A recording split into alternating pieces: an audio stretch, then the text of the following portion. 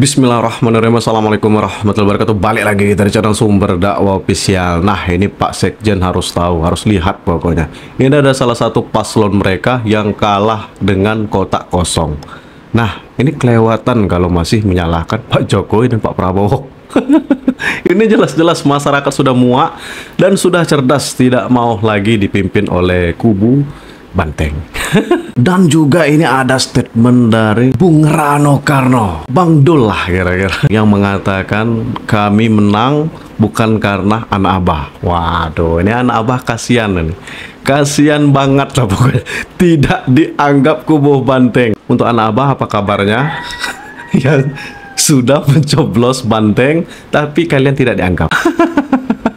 Oke, langsung kita beli videonya tanpa berlama-lama. Bismillahirrahmanirrahim. Let's go. Sah. Oke. Satu. Sah. Oke. Satu. Sah. Oke. Satu. Sah. Oke. Satu. Sah. Oke. Satu. Sah. Oke. Satu. Sah. Oke. Satu.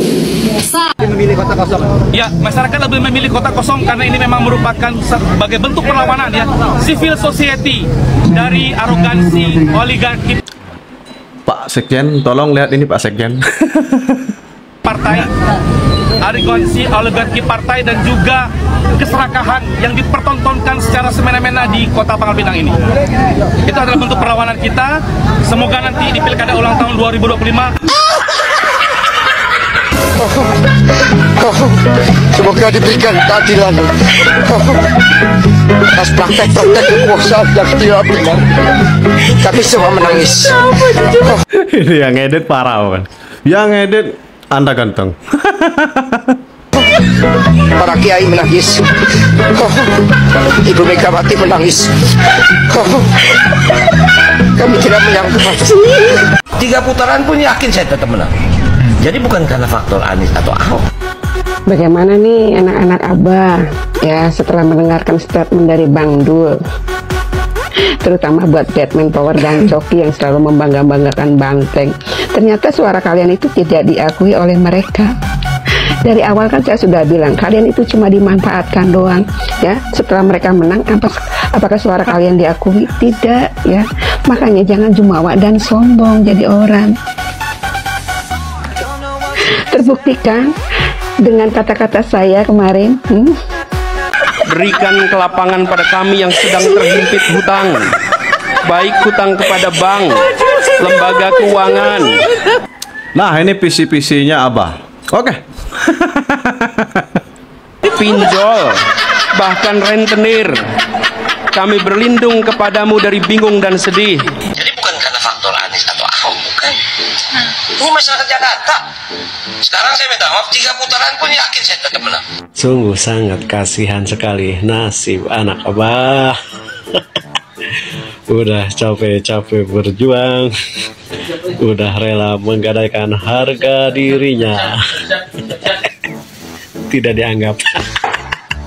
Dan bisa-bisanya anak Abah bergembira dan berbangga hati setelah Pramono dan Dul dinyatakan menang.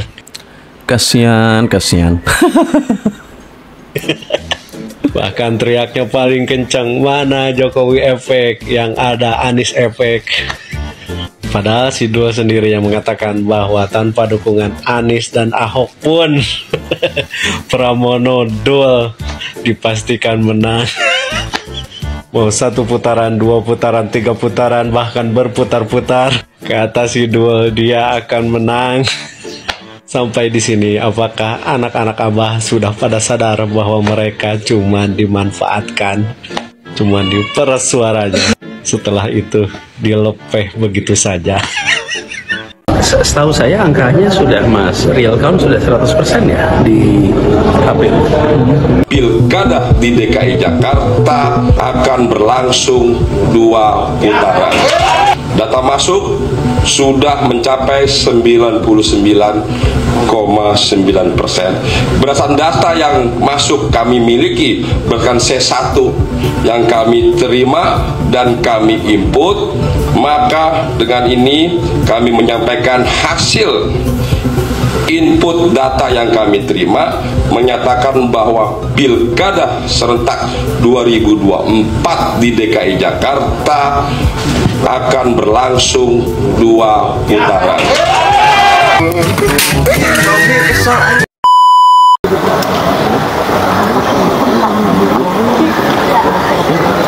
Kalau untuk Pilkada Jakarta ini masih yakin 2 putaran atau seperti apa? 2 putaran, memang 2 putaran. Ya, jadi kalau Pilkada Jakarta kami juga sedang menunggu perhitungan realcon dari KPU, walaupun kemudian di internal sudah diumumkan oleh ketua tim dari Paslon Ridho, Pak Ariza Patria sudah mengumumkan bahwa menurut perhitungan internal yang dihitung itu kemungkinan besar akan terjadi 2 putaran, demikian. Pak, kalau untuk 2 putaran ini nanti untuk di Jakarta bagaimana, ada strategi khusus lagi nggak untuk bisa menang, untuk bisa memenangkan, karena kan akan berebut suara juga kan? Ya, saya pikir strategi-strategi itu akan dirumuskan apabila ada 2 putaran itu oleh tim pemenangan yang tentunya setelah mengevaluasi hasil-hasil kerja pada saat kemarin, saya pikir demikian. Jadi kemenangan pilkada pada saat ini adalah kemenangan seluruh rakyat Indonesia pada pesta demokrasi, dan tentunya setelah pilkada ini mari kemudian kita sama-sama melihat ke depan untuk membangun Indonesia, membangun bangsa dalam rangka kemajuan Indonesia, demikian.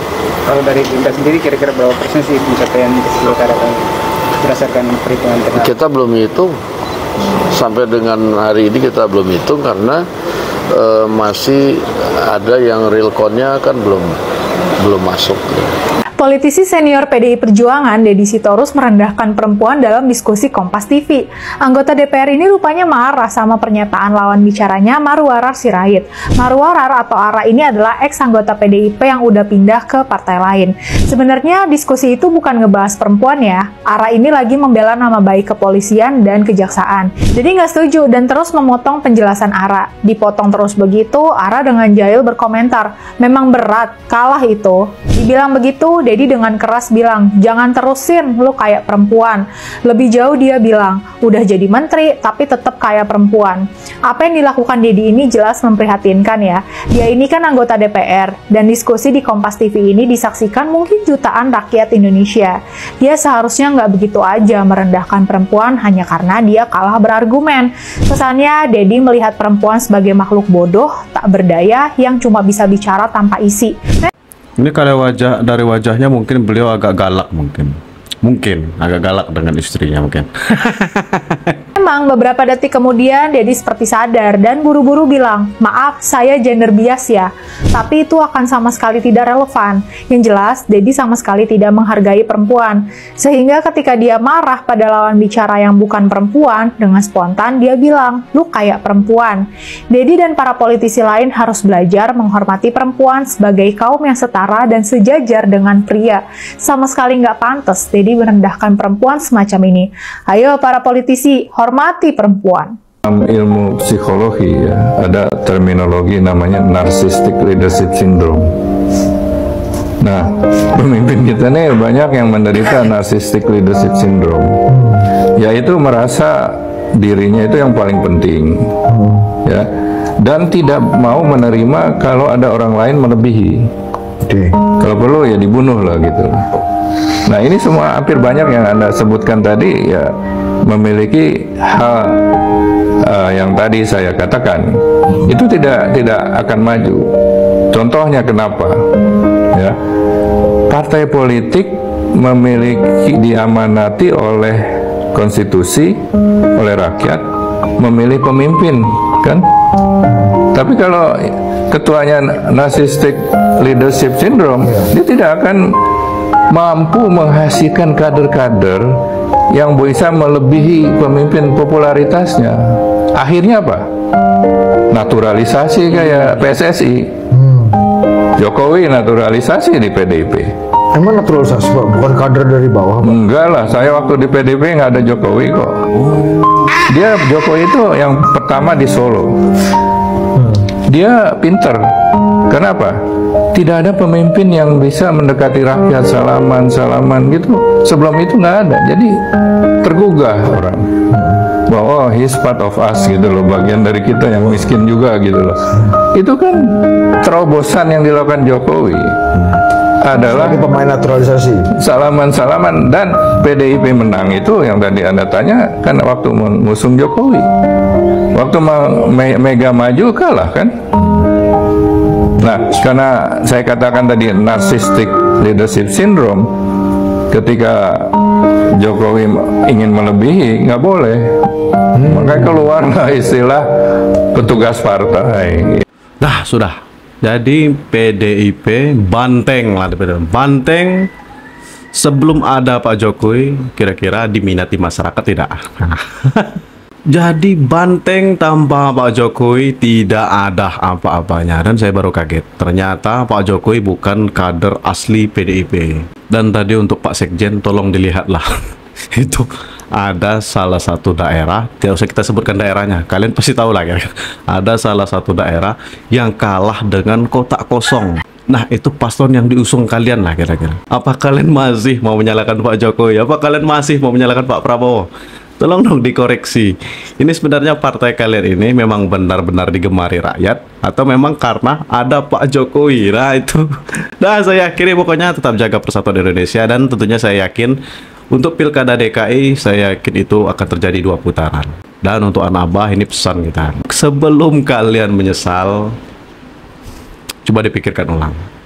Kalian capek-capek mendukung atau memilih atau mencoblos Pak Pranowo Rano Karno, perjuangan kalian tidak dianggap oleh banteng. Waduh, kasihan sekali. Jadi jangan sampai menyesal di kemudian hari. Cerdaslah. Nah, saya akhiri. Tetap jaga persatuan Indonesia. Jangan mau kita terpecah belah hanya karena perbedaan pilihan. Selalu optimis dengan cara selalu berpikir positif dengan apa saja keputusan pemerintah. Wabillahi taufiq wal hidayah. Wassalamualaikum warahmatullahi wabarakatuh.